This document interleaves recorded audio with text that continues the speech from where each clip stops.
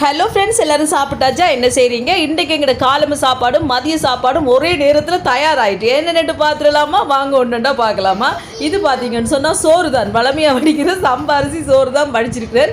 அதுக்கு பிறகு பார்த்தீங்கன்னா இங்கால உடச்சூத்தினா முட்டை குழம்பு வச்சுருக்கேன். ரொம்ப டேஸ்ட்டாக இருக்குன்னு தெரியுமா நண்பர்களே? இன்றைக்கு மீனுங்கள் அது இதில் ஒன்று வாங்கலேன்னு சொல்லுங்கள். சரியான வேலை இருக்கா?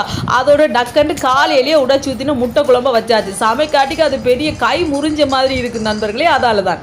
அதுக்கு பிறகு பீட்ரூட் வாங்கி வச்சேன்னா அதில் நல்ல நீல வாக்கில் இந்த மாதிரி வெட்டி சூப்பராக ஒரு பால் கறி வச்சாச்சு. இங்கால சின்ன வாடை பால் சொதி இருக்குது. அதுக்கு பிறகு பார்த்தீங்கன்னு சொன்னால் சூப்பராக பரோட்டா சுட்டாச்சு. ஏன்னு சொல்லுங்கள், உடச்சூத்தின முட்டை குழம்போட பரோட்டா சாப்பிட்டா வேறு லெவல் டேஸ்ட்டாக இருக்கும். அதோட பார்த்தீங்கன்னா காட்டை கொஞ்சம் மாவு எடுத்து போட்டு சூப்பராக பரோட்டாவும் சுட்டாச்சு.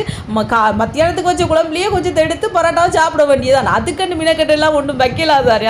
அதோடய சமாளிக்க வேண்டியதான். ஓகே ஃப்ரெண்ட்ஸ், வீடியோ பிடிச்சிருந்தா மறக்காம சேனலை சப்ஸ்கிரைப் பண்ணுங்கள்.